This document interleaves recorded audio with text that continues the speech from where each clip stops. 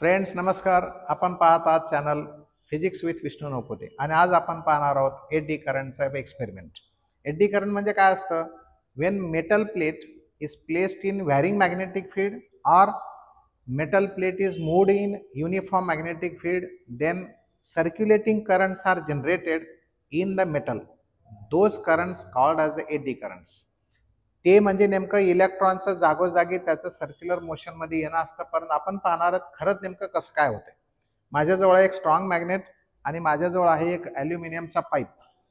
ॲल्युमिनियमच्या पाईपला hole आहे. ते hole आरपार आहे, तुम्हाला दिसत असेल. त्या होलची साईज माझ्या मॅग्नेटच्या साईजपेक्षा बऱ्यापैकी जास्त आहे. याचा अर्थ मॅग्नेट सहजासहजी जाऊ शकतो.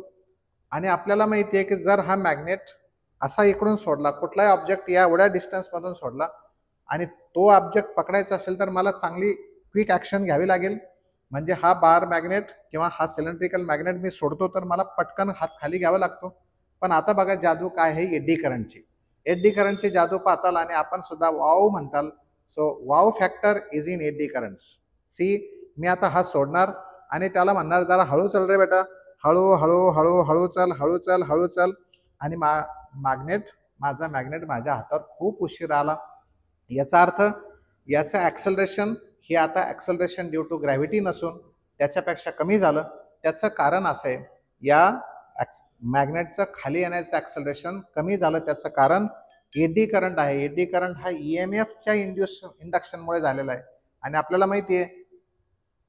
माहिती आहे induced EMF opposes to its cause. Thank you friends.